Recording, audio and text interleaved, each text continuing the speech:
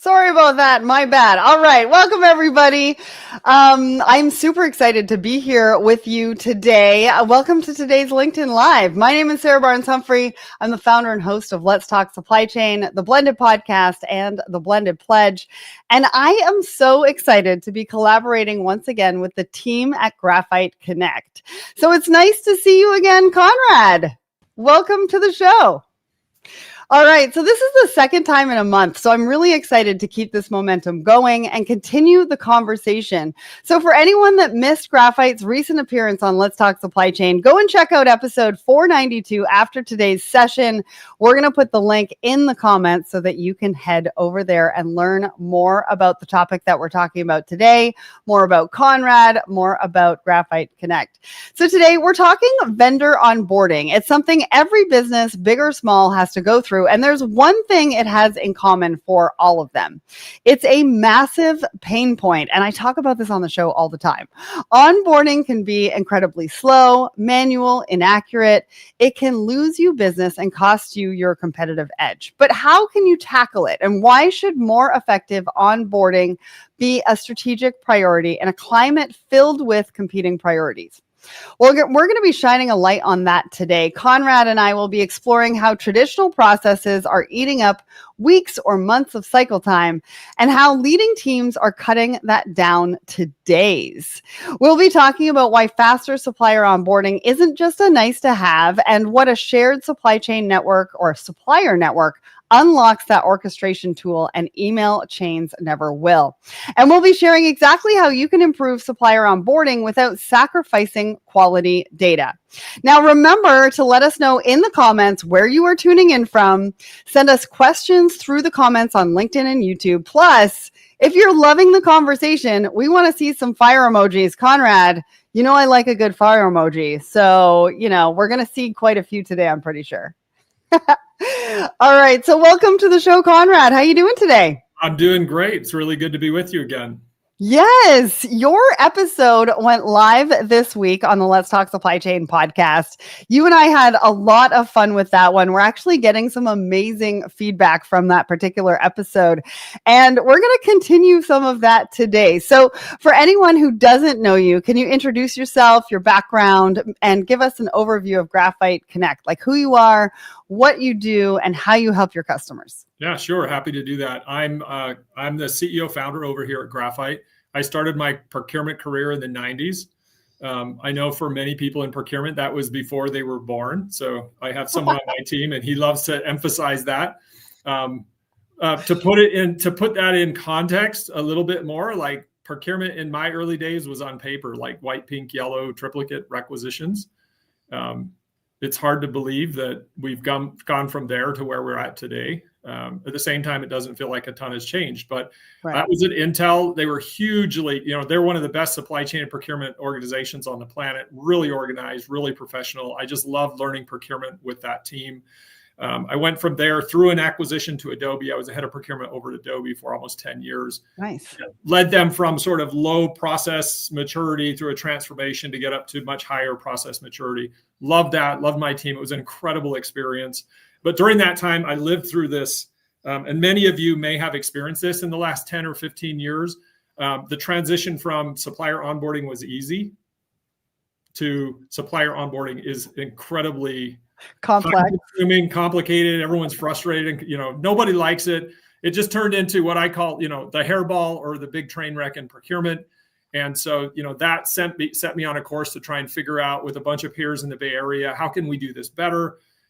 We can talk more about what that, those conversations, but that launched me into building Graphite, which we're just so focused on making supplier management work better. And of course, onboarding is one of the early steps in building that relationship with suppliers, getting the data, managing, mitigating risk, background checks, all that kind of stuff. So what we're all about at Graphite. Well, and it's on my to-do list because we were talking about this earlier when we recorded that podcast. I need to take a look at it, even for my business as well. So I'm super excited about it, and I can't wait for everybody else to hear about it as well. One of the things that I always remember about your brand, especially when I've been to conferences with you, is that you do the race. Is it a racing simulator? Yes. F1. It's an F1 race simulator. We put that in a suitcase. It's been all over the world, from Singapore to London to A suitcase? It was in Vienna last week. So yeah, we take it everywhere. What is the significance of that with your brand and what you're doing in procurement? So, little story for any of you that are familiar with Pinewood Derbies, little boys, Cub Scouts, Boy Scouts, you make these little, carve up this little pine car and put wheels on it, to make it go faster, you put graphite on the axles, like between the plastic wheel and the axle, and it makes it go faster. Like most people, I think, probably don't realize it, but graphite is a lubricant. I mean, it's this really slippery powder that makes the car go faster. So that's the origin of our name. And so it's really fun that this racing concept has kind of continued in our marketing and our messaging. A lot of you may be familiar with F1 through Netflix Drive to Survive. That is really what turned me on to this sport, because I used to watch it on Sunday, and these cars, they all look the same. They're going around the track. Like, how interesting is this, And then Netflix, they explained the sport. They introduced all the personalities. But one of the things that they do in that show is they show the pit stops. The car comes into the pit stop, and these F1 cars come in and out of the pit stop in sometimes less than 2 seconds. I mean, you just think about that. In 1950, the pit stop was like a couple of minutes. I think it's 3 minutes was the equivalent. And now they're changing 4 tires in less than 2 seconds.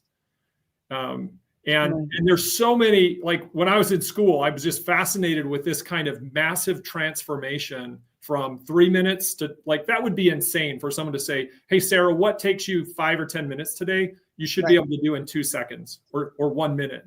And you're like, absolutely not. That's not possible. It's just like impossible, right? But the idea is you have to do things differently to have that kind of a transformation. I mean, I could show you videos about what did the 1950s pit stop look like. But the thing I love most about this idea is the pit stop has a huge impact on the race. Just a couple of weeks ago, the 2 leaders in the world championship came into the pit stop one after the other. They're both on the McLaren team. One of them got a 2 seconds pit stop, and the other one got like a 6-second pit stop. And the guy with the 6-second pit stop was actually winning before that. And it completely changed the course of the race with just 4 seconds. I think in procurement, we get too hung up on what we do inside our own offices. Like that's what's important. And I think we need to think more about what we do. Like, we are enabling the racer, the driver, the businesses that we support to win. And how we do our jobs, both in terms of the amount of time, the complexity, and quality, can be the difference of whether they win or not. Like, that's an absolute game changer. And I think we lose track of that, right? We're not just here to collect cost savings and move paper around and sign contracts. We're here to make the business successful. And if we don't, within procurement, if you don't look at what you're doing and go, yep, that's why I'm here, then you probably should go find another job, right? Why would the business even pay for the cost of procurement if procurement isn't making the business more successful? Right. As we focus on that, I think it really changes things. But anyway, there's just so much cool layers of this symbol, and the method, the metaphor behind the pit stop. But yeah, we love it. We love to have fun at the conferences. And any of you that are coming out to DPW next week, sadly, we won't have the simulator there. But we will in our race jerseys. We'll be easy to find, and we'll have a good time anyway. Well, and I appreciate you for sharing that story. I mean, it's one of the things that I've always noticed about your brand is that you bring the fun to procurement. But also, I think that story is really important to the story that we're going to be talking about today, around cutting onboarding times. So giving procurement the speed advantage. And that's what we're all about today. That's what you're all about. It's what we want to talk about. And I think a lot of professionals, senior leaders, even the C-suite wants to learn, how do we do this? How do we make our teams and our onboarding more efficient? So let's start by talking about procurement itself, because it's really the why behind this whole conversation today. So generally speaking, what do you think the macro landscape we find ourselves in right now, how is that impacting business? I mean, I just came back from inland, things like economic uncertainty, geopolitical issues are putting cost management high up on that priority list. And we actually did a poll a couple of weeks ago around this as well. around cost management. And we've been talking a lot about cost to serve as well. So what are you seeing from your perspective? What's impacting business? What's the landscape right now? How's everybody feeling? It feels a little wild, right? In 5 years, we've lived through this giant pandemic, and now we've got all of this political and tariff uncertainty. Mm-hmm. It's almost like we're running from one firefight to another firefight, and so much focus of the organization. I don't know about you, but pre-pandemic, I would go to Thanksgiving dinner or family dinners and try and explain what I'm doing. And nobody even like supply chain procurement. What is this stuff? Like I actually had some young men in the office last night doing like a career night, and it takes like 15, 20 minutes to explain this to people. But after the pandemic, everyone knows supply chain and supply chain matters, right? Mm-hmm. It really elevated the understanding. It elevated the opportunity to impact and add value to the organization. But I'd also like flip back in time. I mean, I've been around long enough that I lived through the dot-com bubble, which was this economic like crazy crisis and technology shattering thing. A few years later, it was the Great Recession. Like all sorts of panic. I had friends that lost their homes. I mean, there was all these big things. And so I want to keep in perspective that it's common that these things happen.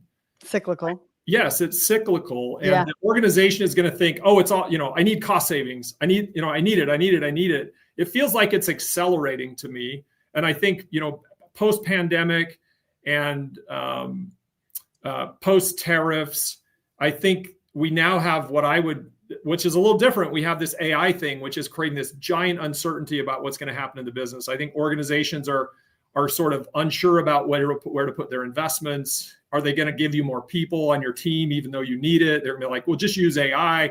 Like there's all of these pressures back onto procurement, and they're going to come in different flavors. A pandemic is quite different than tariffs.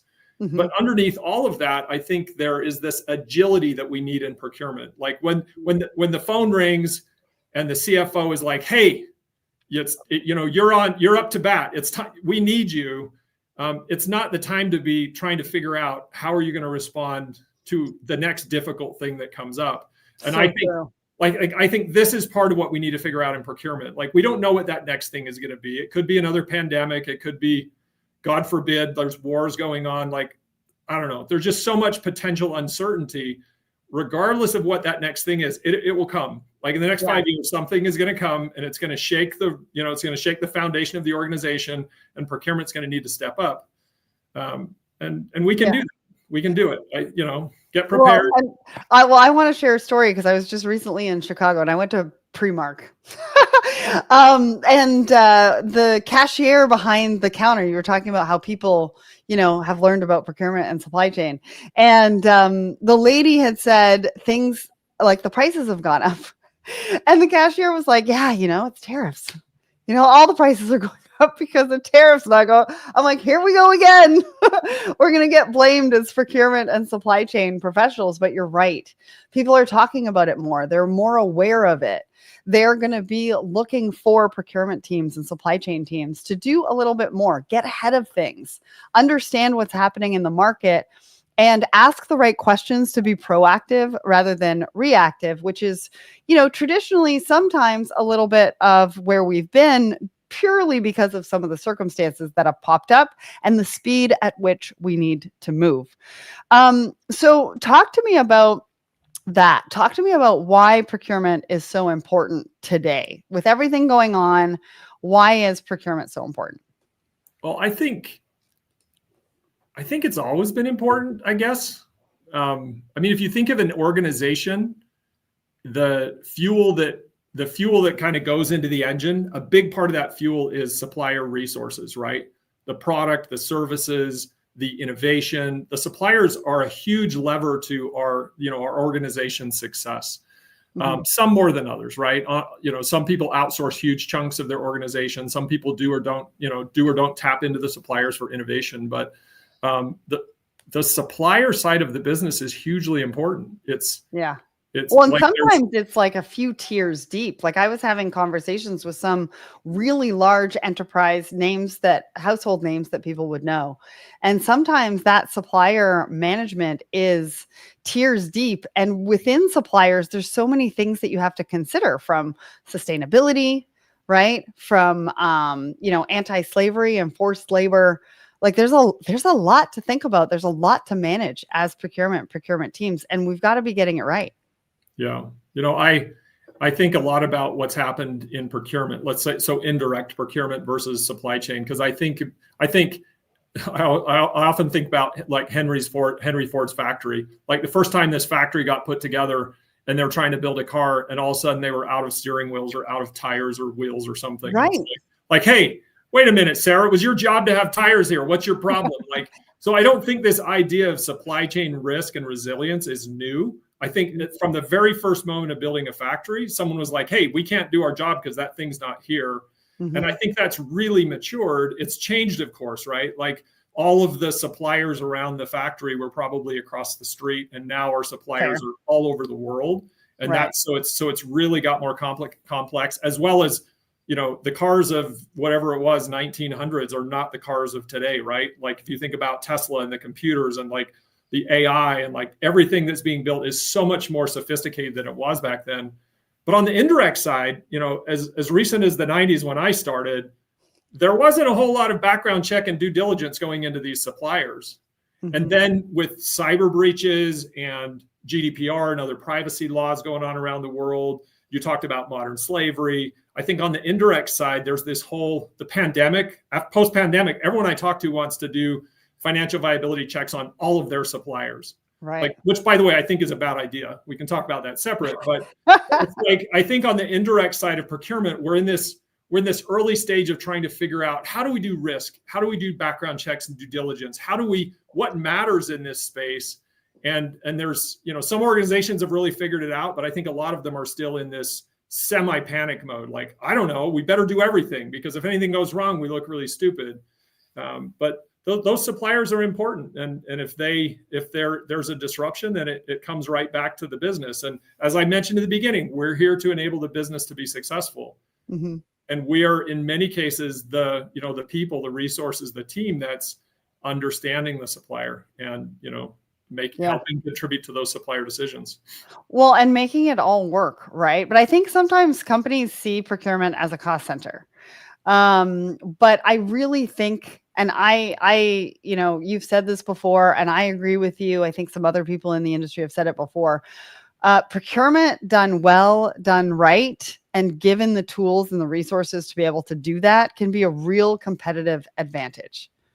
Talk to me about that. How can you utilize procurement, make sure that they're well supported in tools and resources for them to be a real competitive advantage for their organization? Well, I simplify everything back to this. We're here to enable the business to be successful.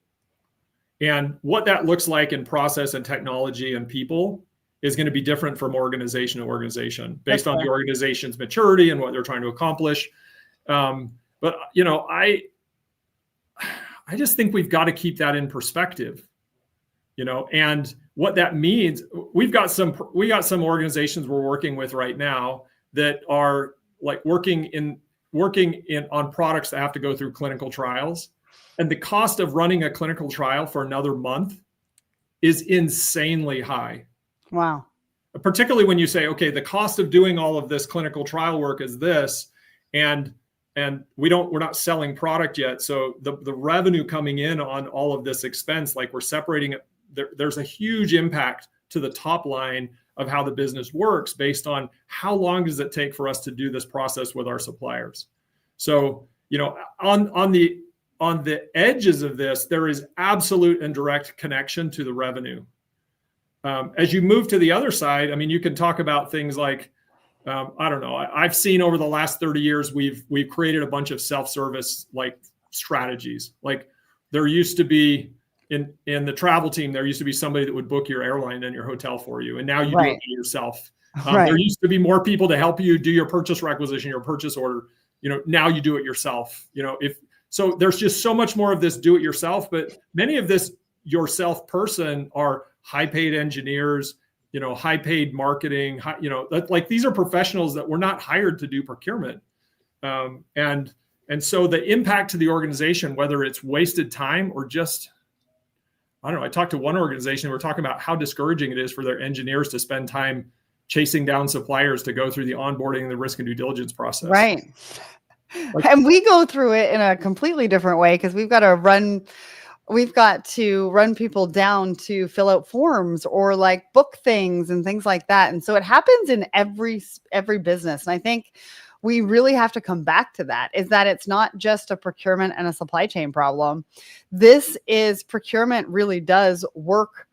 It has to be the cog in the wheel for every organization and make sure that we use it as a competitive advantage. Because like I said before, if it's being done well, it can really push you so far ahead of the competition as an organization and position you to be able to be resilient in times like this as well, right?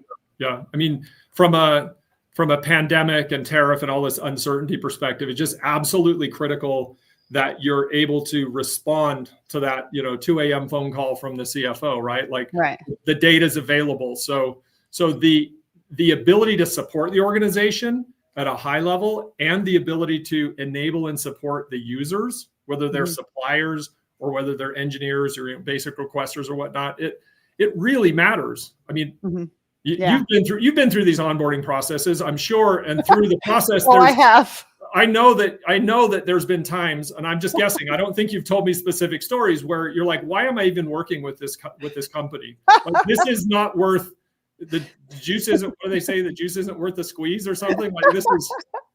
It's very true. I have definitely been through it. And I can say, as a small business and a small business owner, it can take some time, money, energy, and resources to get it done. And so I definitely think that this is such a big topic. And the reason why I wanted to say across organizations is that this is something for small, medium-sized enterprise companies that I'm so glad that we're talking about. Now, I want to give a shout out because we already have 4 fire emojis today. So if you're liking this conversation, make sure to give us some more fire emojis. I want to give a shout out to Hugo over on my personal LinkedIn. We see you coming in from Mexico. So thank you so much for joining us. All right, let's get to the topic at hand because we want to talk about onboarding. We want to talk about onboarding suppliers. I kind of gave a bit of a sneak peek as to what that looks like for me as a small business and how much I've been thinking about, working with Graphite.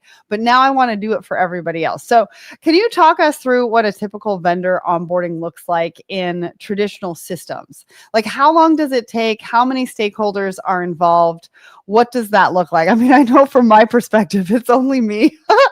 And, I'm reading through these things and I'm like, okay, and that's not good. And then I've got to go back to them and it's back and forth. So in a traditional way, what does that look like? So Hackett has some research on this, and they say that 50% of all organizations do this with email. So I'm sure you've experienced that, where you go to an organization, they send you a spreadsheet or they send you a PDF, and you got to go do something with that. There's, of course, a mix of Oracle and SAP and Coupa and Ariba, like all of the ERP and S2P, applications that you're familiar with. But all of that is this one-to-one collection of information. Mm-hmm. I told you I started my career on a fax machine. Like it was auto PO. So did I. It was auto fax POs. It was auto fax invoices. Like that's how the world worked, right? Yeah. That's one-to-one. And the reality is, whether it's an email, which is almost like a fax machine, by the way. I mean, we get really excited about it, but it's just like, hey, I've got something for you. And now it's, instead of being paper on your tray, it's like in this electronic, inbox of yours. Right. These portals, whether they're the source to pay or ERPs, again, it's just another inbox, just another tray that you're going to and filling out a bunch of questions. I think most people, and forgive me, I'm going to pick on Coupa just a little bit here. I really actually think they have an amazing product, but people don't understand this. If you're a supplier and you're working with 100 customers that use Coupa, and you need to upload your certificate of insurance for them, you actually upload it 100 times. So that's part of my question for you as well, because as a small business, I'm going through this on a regular basis, and sometimes it's us being a supplier to the client. And I know how difficult that can be, and everybody has different questions that they're asking. Some are the same questions, and so I feel like I'm going through this almost every 2 weeks for the same information. And it's kind of like, how do we bring that all together and just make it a little bit easier? And I'm not uploading, and nobody wants to upload and download. And plus, I also think about the security of it all. Like, how is this secure where the information is sort of like floating back and forth on email, or having to do the same information, upload the same information a couple of times?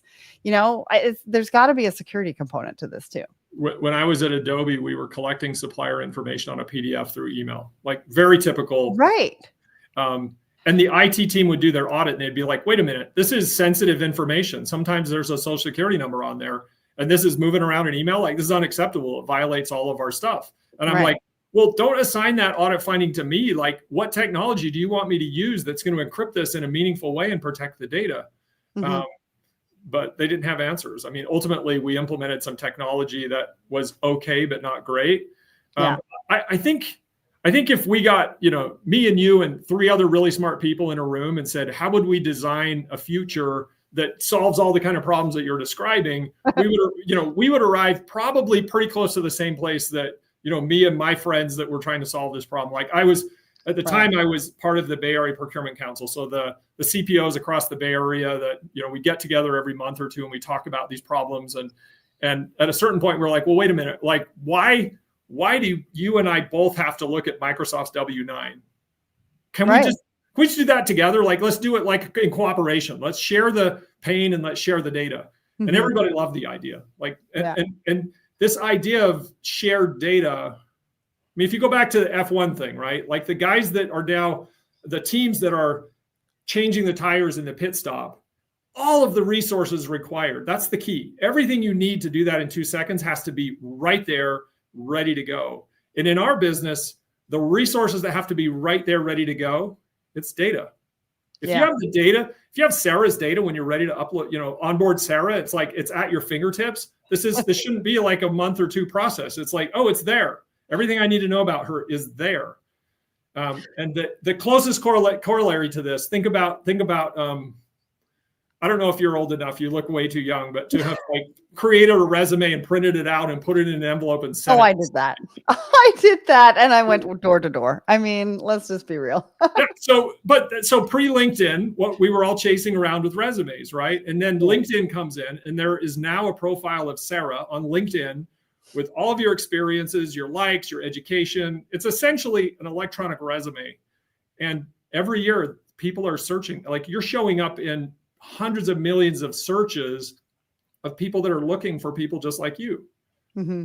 Right. And when they pull up your profile, they can see, oh, that's where she went to school and that's where she worked. And like within minutes, they can evaluate whether they want to have a deeper business relationship with you, maybe hire you, maybe do any of those kinds of things.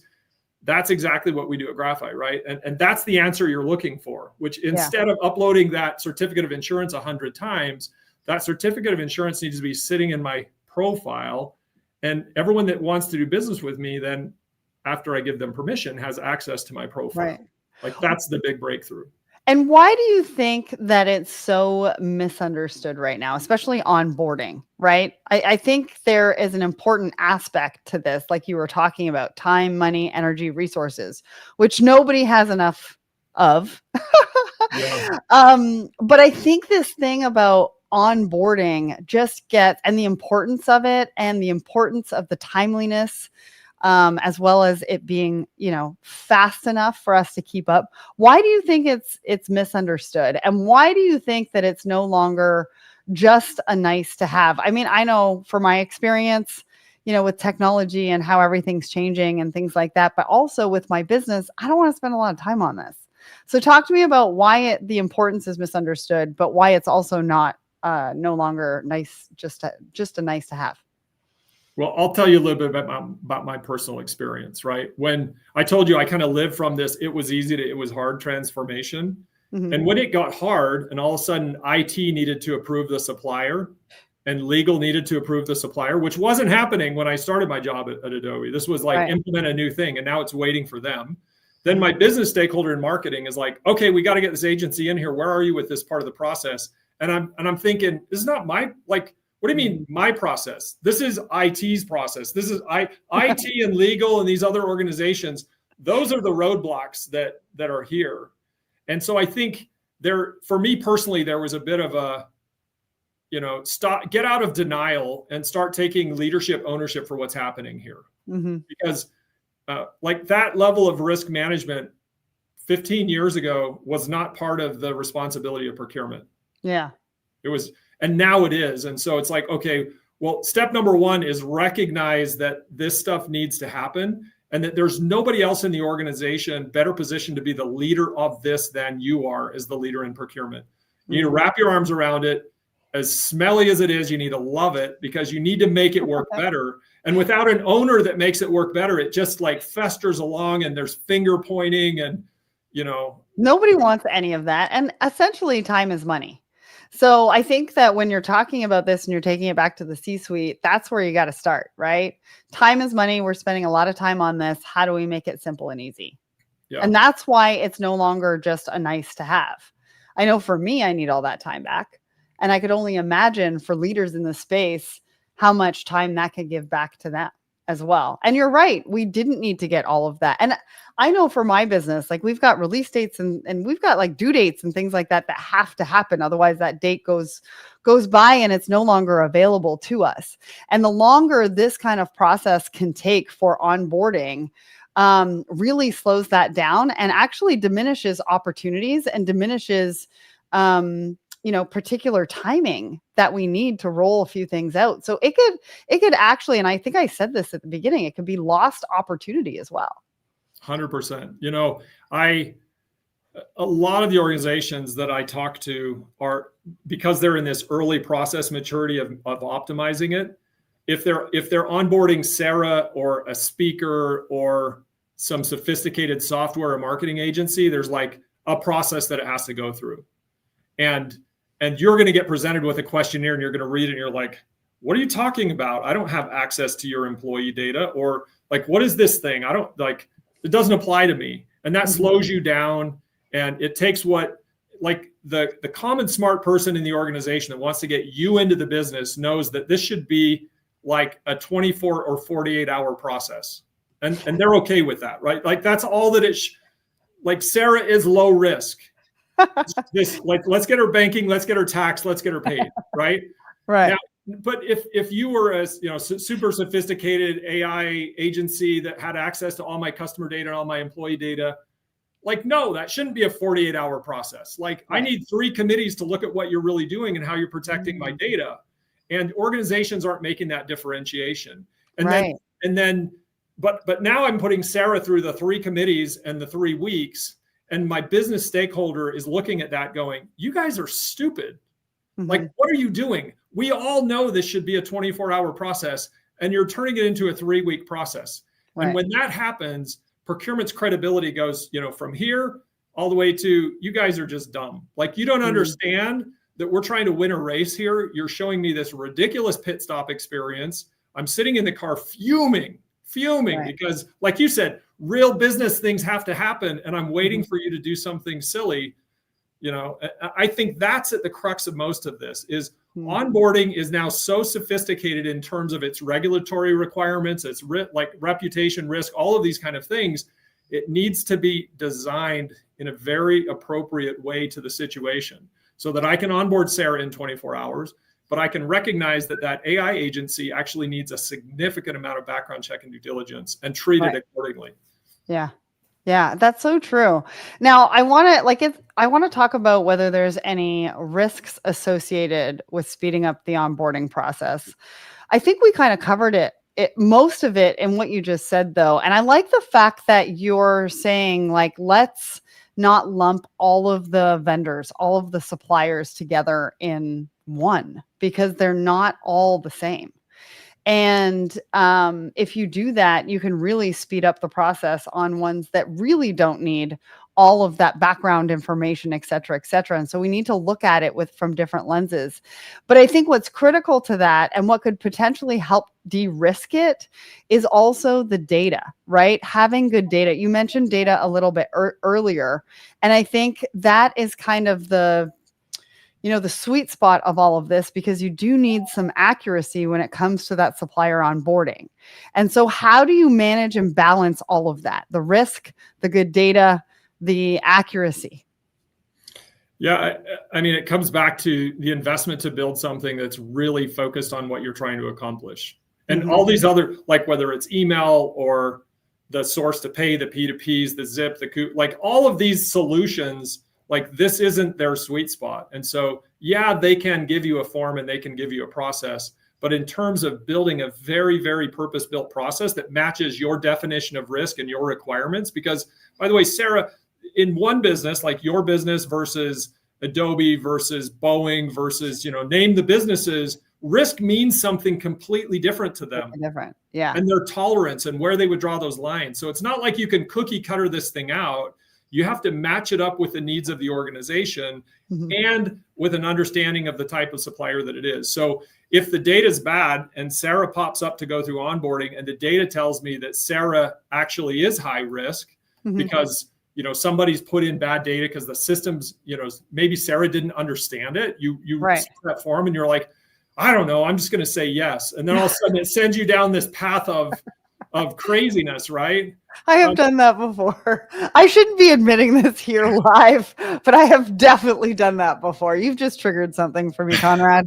Thank you for that. It happens to everybody, right? Because these, by the way, we could have a whole nother hour talking about like RFPs and how often you get a question, like you get this set of questions and you read it and it just makes no sense to you because frankly, the person that created that questionnaire or that process just cut and pasted it. Like they didn't invest the time and the effort to make it really understandable and really meaningful. Imagine trying to do this, by the way, if the person that wrote the question wrote it in English and you're in the Philippines or you're in Japan or China or France or Brazil, and you're trying to understand that even through the language challenges.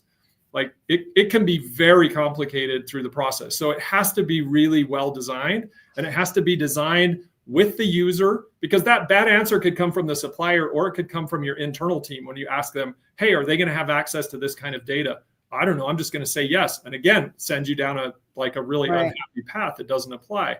So I would say it's really key to design that process to make it work. Now, you had 3 parts to your question, and I apologize. I've lost part number 2 and part number 3. It's okay. We kind of already answered risk, and then you talked about the data, right? And how accurate that needs to be. And I think that was, I think we got through that. But let me highlight though, the data is really critical to the process at hand, but it also becomes the feeder for a lot of your other procurement processes. And that was the other part of the question, is the accuracy behind that, right? Yeah. If you don't have the good data, you're saying that obviously it's going to send you down different paths, which is not good. But then also the accuracy and how you onboard that supplier and how fast it takes to onboard that supplier. If you don't have the right data, you're going to hit bottlenecks all over the place. Yeah. So kind of step number 1 of that supplier relationship, kind of the holistic supplier management, like that is have good data to make that process work. But this data becomes the foundation. So think about a pyramid, almost like a Maslow's hierarchy of needs. The bottom of this pyramid, and you may argue that it's on level number 2 instead of level number 1. My argument is data is the foundation. Like it truly is the foundation. And you're getting this data in through various places. But one of the most important is through this onboarding process and the supplier data process. On top of that, you're building spend analytics. You're feeding a contract process. You're like, all of your procurement processes are kind of tied together through this data. So it's critical to your supplier onboarding process. But if you're trying to do a transformation, you're trying to implement a new P2P or an ERP, you need to start here. Like, don't go, oh, I'll clean up the data later, or I'll fix onboarding later. Like, this is the foundation. And if you imagine remodeling your house after it's built, like remodel the foundation after your house is built. Like that's just silly. Like start with a really strong foundation, and that's the data. Absolutely critical. I want to let everybody. I just got to say one more thing. I'm sorry. Yeah. Like AI, like think about AI, like what feeds AI? It's the data. Mm-hmm. And so there's this idea that people in procurement have that AI is going to clean up my data. A little bit. A little bit. A little bit. It's got to be right first. Well, yeah, I mean, and remember, because your AI is going into your data and it's going to try and do stuff. And if you have mediocre data, or by the way, the rest of the data in the internet is just mediocre average, which was what's feeding AI. It's a little bit like taking, you know, that dirty rag by your kitchen sink with all the bacteria, and you're going to go clean your house with all of this stuff, which is what's happening with your bad data, right? If you don't have good data and you think AI is going to clean it, it's not. Maybe it takes you from 60% accurate to 70% accurate, but you're not going to get to the 85, 90, 95, 100% accuracy with AI. You've really got to cultivate your data. Gartner says, I think it's like 80% of all organizations are not going to be able to take advantage of AI in procurement because they don't have good data. You've got to start here. I love your stories and analogies. I encourage everybody to reach out to Conrad regardless after this and ask more about his analogies and his stories. I love those. I want to let everybody know that we are coming to the time where we do want to have some audience questions. So if you have any questions for Conrad, please put them in the comments on LinkedIn and YouTube so we can get to those. All right, I want to bring graphite into this. Now, you talked a lot about how graphite is similar to LinkedIn. And so talk to us about, and if you've got a story, like an example that you can share that'll showcase the challenge that a client had versus the benefits that you brought with Graphite Connect and the ROI that came from that, I'd love for you to share that story. But I also want to know how much time Graphite customers have reduced with their onboarding time by using and working with you. So talk to me a bit about both. If you have a story, I'd love for you to throw that in there. Yeah. So one of my favorite companies is actually just around the corner from us here in Utah. It's Health Equity. Many of you will have the Health Equity HSA card in your wallet. Like they're the ones that help you, pay your medical expenses with the credit card. I think 1 in 7 Americans all have this card in their wallet. They're a really cool company. But as you can appreciate, they have financial data and they have health data, so they're highly regulated. Right. And when we met them, their supplier onboarding process was 90 days. Wow. I think 90 days. That is a very long time because I just went through one of those. Yeah, it's 90 days. And by the way, put yourself back in the inside the F1 car as the business owner trying to win. And it's sort of like this. Well, I think I'm going to need a new supplier. Like there is this critical step in my process for my project. I need to wait for procurement for 90 days before that supplier or those suppliers come in to help me. Or even a factory line being down and you need to find a new supplier because for some reason you can't buy that particular part or raw material from the original supplier that you went to, and you have to onboard a new one to be able to keep those lines working. I mean, that could be millions of dollars on a daily basis. So if you ask me, Sarah, like what is the right speed for onboarding? Mm-hmm. I would say, what is the speed of business that you're supporting? What does success look like for you?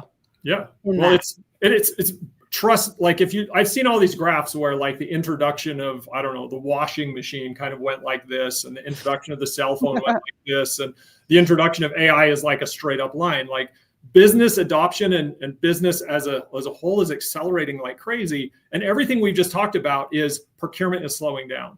Right. So we've got to change that. So we have the white paper on our website, so I'm comfortable kind of, sharing their name and the experience, but they were at 90 days. We went live with them and got them down to 28 days at implementation. And then we've optimized their process and we have them at like 7 days now. Wow. So you cut that down. That's a total game changer, right? For them, for all of them, and a huge boost in the credibility of the procurement team.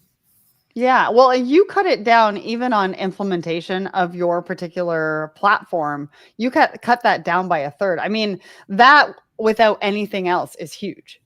Yeah, there's tons of things that, I mean, if you look at the problem, like, again, back in the room with a whiteboard, you and I are trying to figure this out. This is just common sense. You go through a Six Sigma process, you identify what's taking the most time, what do you need to fix, and you design your solution to address those problems. Which sounds like common sense, like everybody should do that. But again, this is an afterthought for these other platforms. And for us, it's what we live for. So, we have technology that can help you avoid, like most organizations, because of the supplier bank fraud that's out there, they're calling the suppliers every time they give them I'm sure you've got these phone calls, Sarah. Yes, I have. Hey, yes, Sarah, you sent me an email that said this was your bank account. I just need to talk to you and ask you if this really is your bank account. Like those kinds of processes are adding days and days to the process because, oh, Sarah's not available. I called, she was on a meeting. I'm calling back. You're exchanging. Like we just automate all that. And how do you even know you've got the right person? 100%. Like especially these are really tricky problems. Like in our world, we just said, hey, look, we need to verify that the person is who they say they are. If we can do that, we can automate a whole lot of this stuff, get rid of the phone calls. But that's just one example, right? So if you go Pareto those things through, then that's how you make those breakthroughs. You have to really do this with intelligent process design and user experience in mind. Yeah, absolutely. Well, and also there's got to be some verifications. I mean, we can do verification check marks on social media like Facebook and Instagram. Why don't we have the verifications for us as a business owner and as a business for some of our information that we do have to share? I mean, there is no getting around it. It has to be shared to be able to be a supplier, to be able to be onboarded. And there's got to be an easier way to do that. So can you walk us through how somebody can work with Graphite and what does that look like?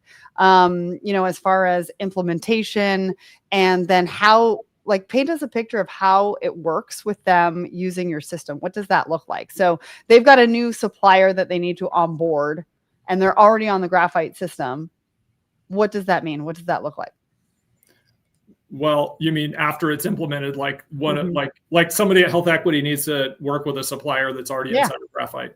They go into Graphite, we've all gone into LinkedIn and searched for somebody, right? This is essentially the same kind of experience. You go into the search bar and you search for, let's talk supply chain. And all of a sudden that profile for Let's Talk Supply Chain pops up and it's like, yep, that's who I want to do business with. They click that and guess what, Sarah, your name is in there. It's been verified against the IRS that this is the proper name. This is the proper tax ID. This is the proper address. We verified your bank data that because we know you are who you say you are, you put your data, we've got all that stuff and it's there. So it's as simple as, click. And then Sarah's like, yeah, I am actually wanting to do business with Health Equity or whoever. And you click. So it's like, click. And then the data's there. And the person at Health Equity that's responsible for supplier data does a scan. And they're saying, yeah, this looks good. Put it in our ERP, click. And it goes into the ERP and transactions and payments can flow against it. It's like, click, done. Right? Does it make that noise when you actually click on it? Because I would like to suggest that feature option. Put the confetti, let the confetti flow and everything. Confetti, thumbs up, hearts, that kind of thing. But I'll talk to the product team. That's a great idea. But I'm going back to the banking thing because as a supplier, if my banking information changes or the company name changes or things like that, how easy is it for me to update that? So it's easy. And remember now you're connected to 100 different organizations. They all have access to your bank data. When you go in to change it, we just verify through, depending on the situation, a number of different proprietary techniques that you are the approved person to make those changes. And then that it goes into the field. And just like, on LinkedIn was like, hey, it's Sarah's birthday and everybody on the planet finds out about it. It's the same thing. Your 100 customers all get a notification. Hey, Sarah updated her bank data. And they can come in and look at it and they can see in our trust center, actually, Sarah as the user was verified that she is who she says she is when she made this change. This is an approved change. Again, click and up it goes into the ERP and your new data is there. So yeah, that's cool. And I really like that, especially for small to mid-sized businesses where that is a really important feature to be able to do that. And then it's updated across the board. And so this is why I said at the beginning that you have been on my to-do list for a while and I need to get my butt in gear because I've got to be on Graphite Connect. I mean, let alone anybody else in the audience. So I just want to let you know, we've only got a couple minutes left. And so if you've got any questions, make sure to put in the comments because we definitely want to get to those questions. So talk to me about the shared supplier network. We just talked about how what it could look like when I have an update as a supplier. But I think, there's a few other tools that you have within the platform that really make a big deal for your customers. Can you talk to us about some of those features that your customers are really enjoying and what it does for them and what it does for their businesses? So we talked a lot about like the commercial data management, the verification and validation and feeding the ERP. I think about this like the core, that then there's wrappers around it, right? So some organizations just do commercial data. As they get more mature and they're more focused on risk, they're collecting information about, child labor or modern slavery or privacy and cyber and all these things, right? So you add on top of that commercial data other things that matter to your customers or in that industry.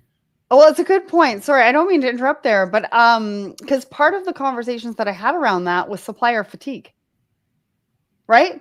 Because the supplier is working with all of these different clients, and all of these different clients are coming back to them with all the questions around forced labor, anti-slavery, modern slavery. What is it that you pay people? How do you treat time off?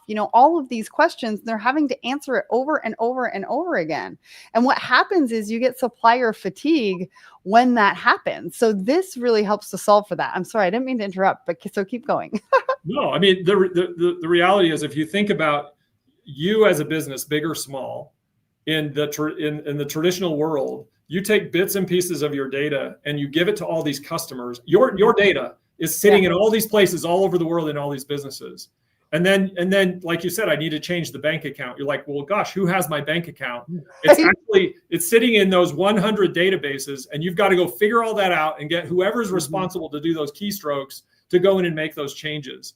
And because the master data management is all centralized at, inside that corporation versus, Graphite empowers you as the owner of the data to manage the master data. And then that master data flows out to all of the partners that you have on the buy side, on the sales side. So they have that information. It's just like it works this way with commercial data. It needs to work the same way with all these risk things that you're talking about, because you do it when you meet them. And guess what? In 12 months, they're going to call you back and say, hey, I need you to answer this questionnaire again because we have to refresh this risk thing. So this is so different than procurement 15 years ago. Yeah. We didn't do all of this stuff on the indirect side. And now it's, I don't know, when I left Adobe, my IT team was spending 30% of their time just white gloving this process. Wow. So when you think about how much opportunity cost, there is in the need to automate this around all organizations everywhere, it's huge. And frankly, I'm super excited about what we're building at Graphite. It will change, as it is the standard way, just like LinkedIn became the replacement for a resume, as Graphite becomes the replacement for all of these emails and spreadsheets. Yeah. It's a game changer for everybody. Sarah, we can set your profile up, and when these companies are like, hey, I need this information, you just click. That is what I'm doing. Click, and I want the feature to actually have the click. The click noise. Anyways, I've got a question from the audience, and I think this is a really good one, right? Because once you implement this, and you're talking about me putting up a profile and then sending it to other people, what are some roadblocks procurement professionals get from other stakeholders in adopting a platform like Graphite? Like, are there any, objections that sort of come your way that, you might need to, encounter and get through and get over? Well, you have your IT team that may have their favorite way to collect risk information, or your legal team. You have, because in today's world of everything being manual, all these cross-functional teams that are really partnering with you in this process, they've had to implement their own systems and band-aids to this as well. Right. And so, there's always the challenge of kind of creating a company-wide strategy about how this is going to work. But that's not a big deal. I mean, Graphite can integrate with any of these platforms. We don't have to be the everything for everybody tomorrow answer. I really think the key is to start simple, focus on that commercial data in the middle, and then start layering these other pieces around it.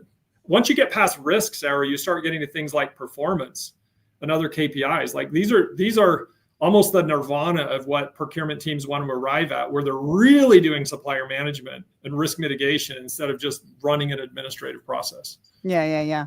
All right. I think we've got time for probably one more question. And I see one more over here. So I'm going to ask it.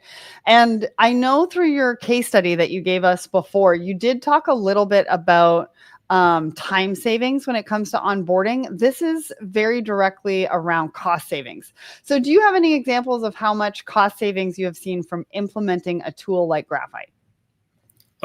Yeah, I mean, it's a little bit hard to talk about it, but let's just talk high level, right? You're Sure. going to have, we have I think this is a white paper as well, so I hope I'm not speaking out of school, but we have a convenience store in the Midwest that had 4 people doing the supplier data management.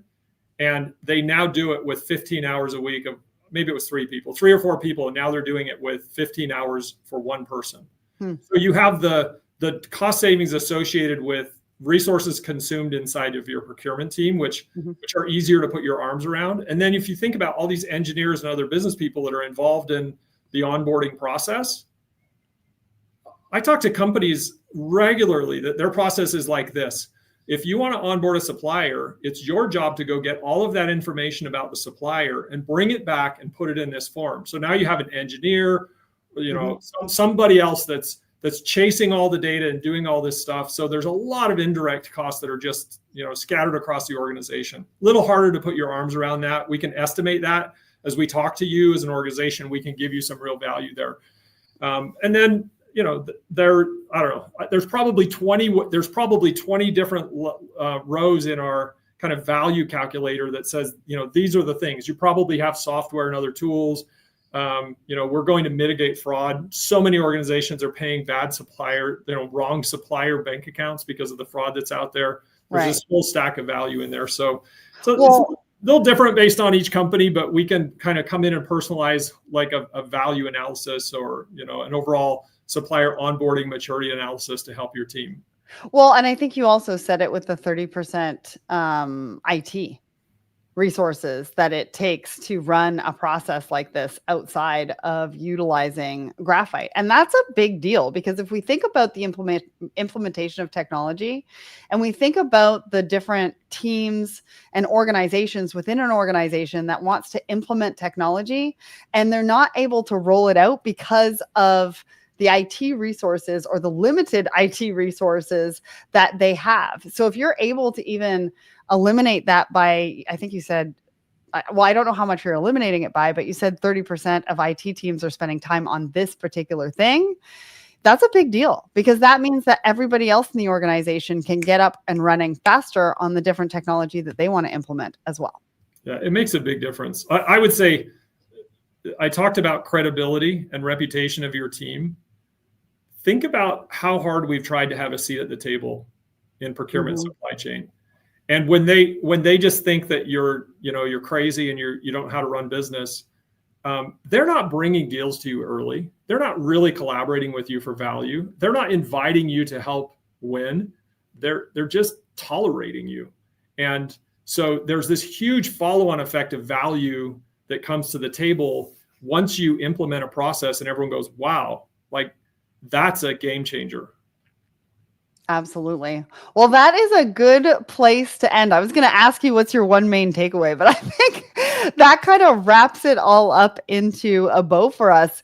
Conrad, thank you so much for joining me. I mean, I'm having more and more conversations about procurement, but overall, it's true that most teams just don't realize how much time and value they're losing in the first mile and everything that's being impacted, right? Sourcing, payments, innovation, speed to value. And in an environment where time and budgets are being squeezed like left, right, and center, speeding up that onboarding cycle is such an easy win, as you've shared, and can lead to some really big results. So if you want to find out how you can cut supplier onboarding cycle times to days instead of months and give your procurement team the speed advantage, check out graphiteconnect.com. And a big thank you to all of you for listening, watching, commenting. Keep an eye on Let's Talk Supply Chain for more events coming up. Conrad, thank you so much for joining me today. My pleasure. It was really great to be with you again. We'll see everyone soon.